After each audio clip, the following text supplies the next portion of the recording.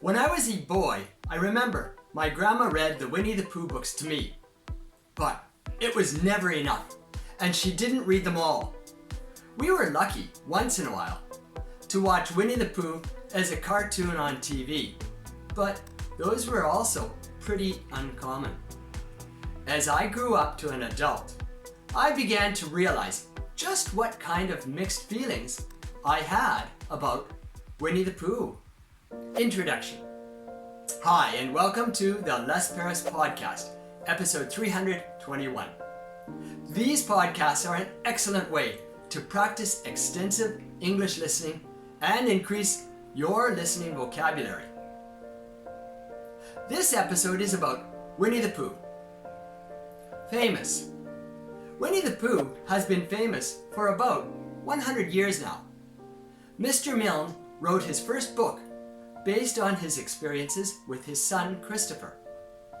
And he wrote the books in part for his son Christopher. When? The first Winnie the Pooh story appeared on Christmas Eve, 1925. So that's around 98 years ago. Interestingly enough, it was commissioned by London's Evening News. So although Mr. Milne might have used his family as an inspiration, there was definitely a financial incentive there. Inspiration. A. Milne was inspired by a teddy bear that his son Christopher owned. His son's name is Christopher, and Christopher Robin in the story has the same name. And it was obviously coming from his son. The bear was also coming from his son's bear. On the other hand, the illustration for the bear doesn't come from his son's bear.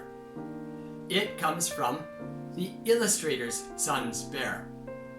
That was Mr. Shepherd, and his son's bear was called Growler. So when you're looking at Winnie the Pooh, you're really kind of looking at Growler and not Winnie the Pooh. Sad story.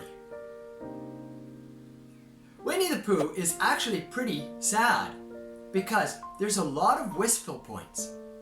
There's a lot of referring to moments that cannot be recaptured.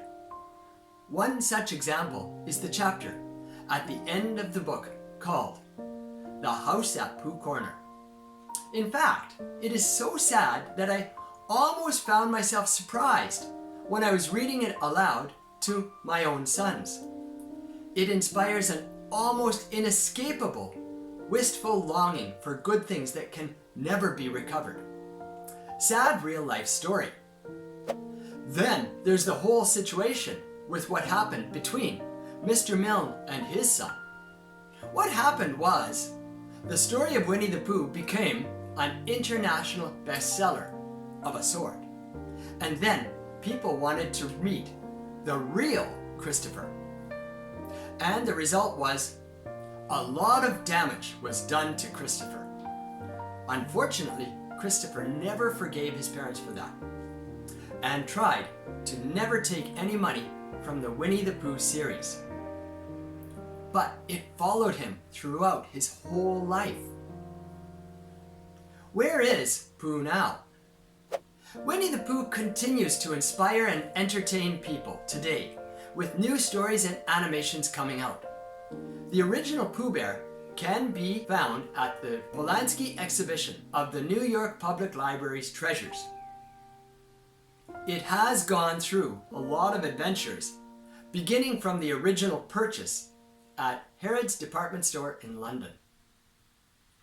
It's a well-used toy, and it's now available for everyone to see. If you like listening to English for your extensive English listening, then hit the subscribe button below so you can get more of these podcasts.